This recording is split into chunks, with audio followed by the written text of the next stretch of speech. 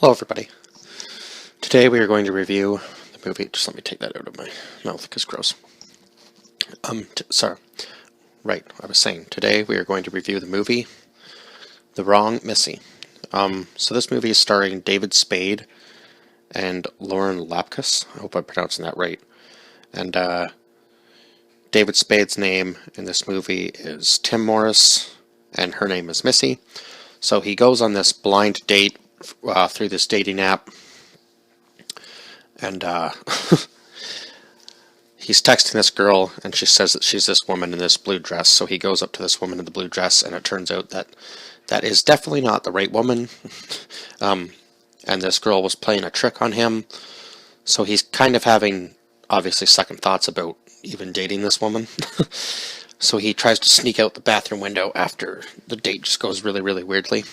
And she actually calls out the guy that was at the bar that she tried to trick him with. Or, yeah, the guy that was with the girl in the blue that she tried to play the trick on. With Tim, for whatever reason. I'm not really sure.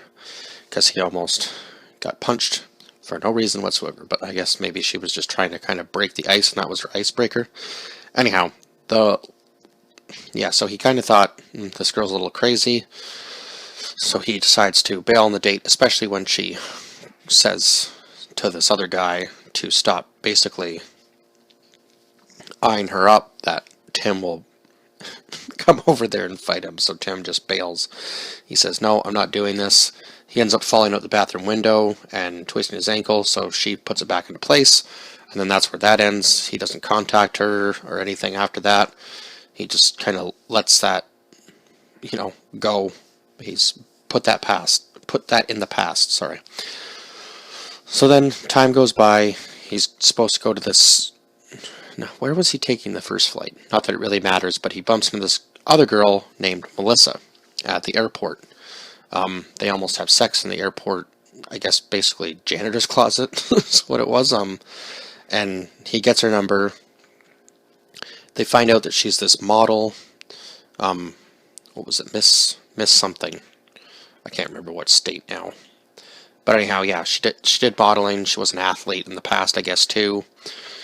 So he decides to, with the help of his friend, Nate, who was played by Nick Swardson, I want to say. And his boss's name is Jack Winstone, who is played by Joff, maybe Jeff. Joff or Jeff Pearson. I'm not really sure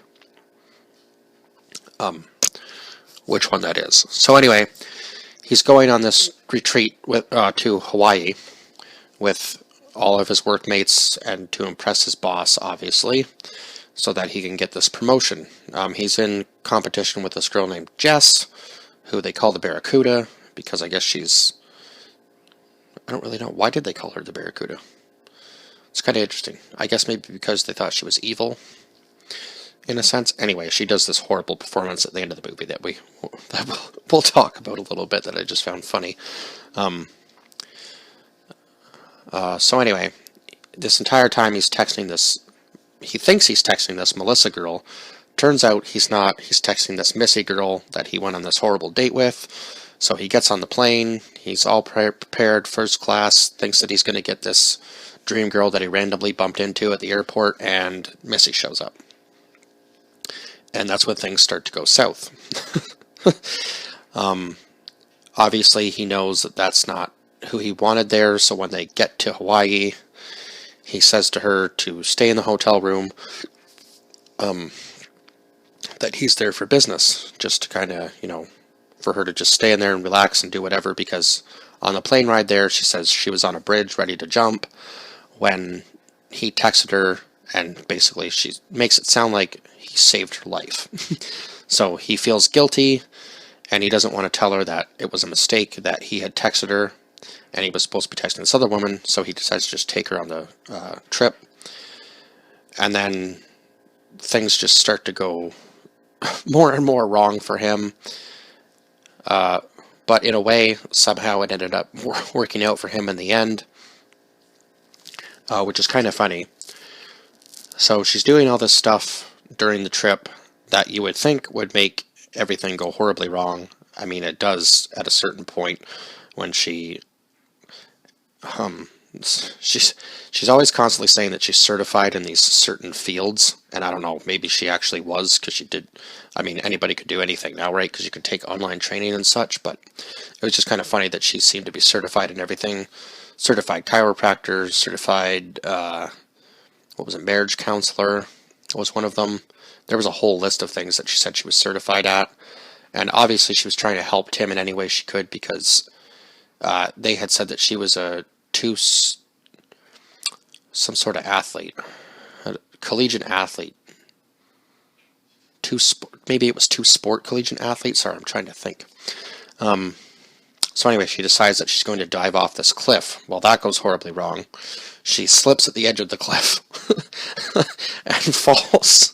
I know, this scene just reminded me of George of the Jungle so bad. You know, that scene where they all fall down the cliff, and it just says, in this movie, nobody dies, they just get really bad boo-boos. Well, that's basically what happened to her, because she hits the cliff, hits this tree branch, and then lands on the beach. And this girl just looks over the cliff and goes, I've never seen somebody try to dive into the ocean and completely miss like that. So she lands at the bottom, and she has this character she created in her head, I guess, called Hellstar. I'm not sure, maybe it is an actual character from a television show, don't know. But anyhow, she goes, yeah, you can't kill a Hellstar when she hits the bottom. And she gets back up, and his buddy Nate goes, oh my god, she's alive. Damn it. He was hoping she wouldn't make it through that. So obviously you can tell just by the me laughing at this that this is a comedy movie. So that whole scene was actually meant to be funny. It's slapstick comedy, which I've always found funny. So yeah, that was one of the better scenes. And Tim has said that he doesn't drink, but he starts drinking on this trip, that's for sure. Once he starts thinking that Missy's trying to basically sabotage him. I mean, in a way she does, because she starts talking to his boss's wife, Barbara, and she tells Barbara to leave Windstone, which didn't work out in her favor, but in the end, she hypnotizes Windstone into thinking that he is completely just loves Tim. So no matter what anybody else does, regardless of what they do, Tim is going to get this job for sure. We know that now. So yeah, they do this weird like talent show thing at the end of the movie, and Jess just, I don't know, completely botches her whole performance, and mainly probably because Jack is out in the crowd pretending like he's going to throw up, because he already loved Tim's. No matter what Tim had done on that stage, it would have been the cat's pajamas.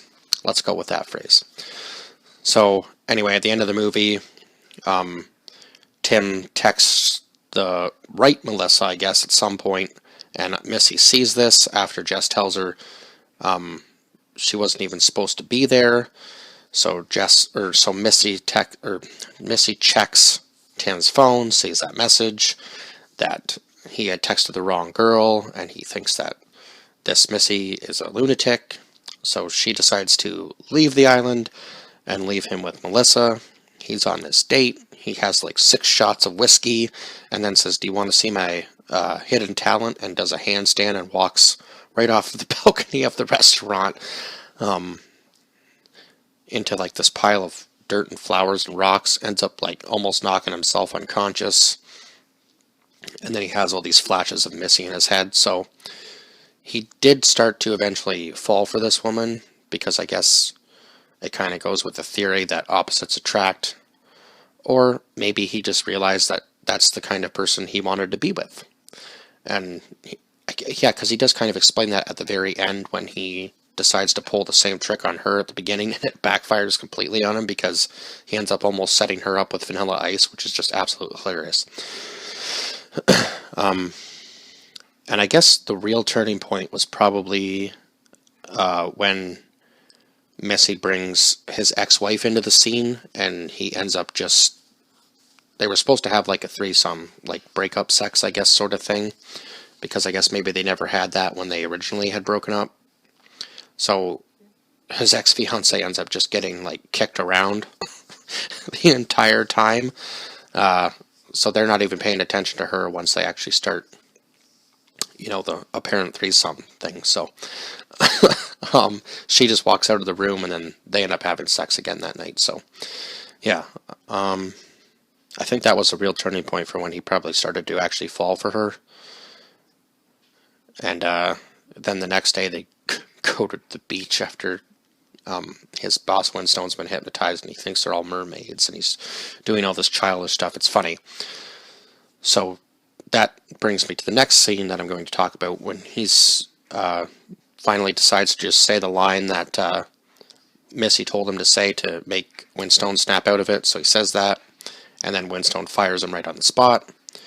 So then it leads into the end scene where he's pulls that trick on Missy and it backfires. So he tries to say that he's sorry for what he did, and he does end up getting her back at the end. So I guess he kind of lived happily ever after.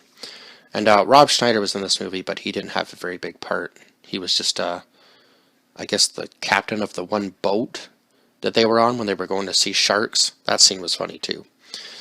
But anyway, I won't get into that, just because it wasn't really one of the more important scenes.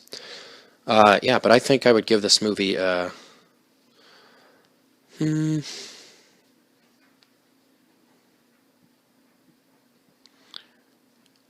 I'll give it a 6 out of 10.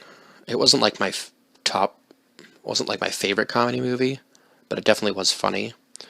And I guess it kind of does show you that anybody can end up together, no matter how opposite or close you think. I guess in the end, he did kind of say that that's the kind of person he wanted to be. He wanted to be more of a free spirit in a way. So I guess maybe they were actually more similar than they thought in the beginning.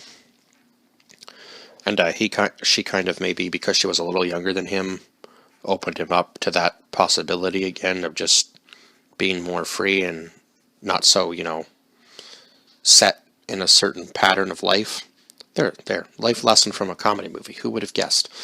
But anyhow, yeah, so I'll give this a 6 out of 10, because it wasn't like,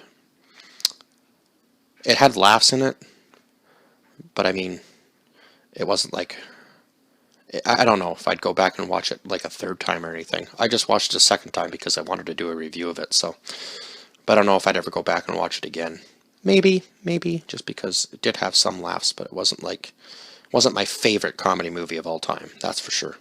I don't know what my favorite comedy movie of all time would be. Maybe that's video for another time, like top 5 comedy movies. Who knows? We'll see. Anyhow, I think I've probably rambled enough now.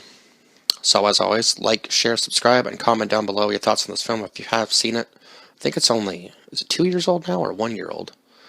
I can't remember if this came out last year, 2019. Anyhow, it doesn't really matter. I will see you guys in the next one. Bye-bye for now.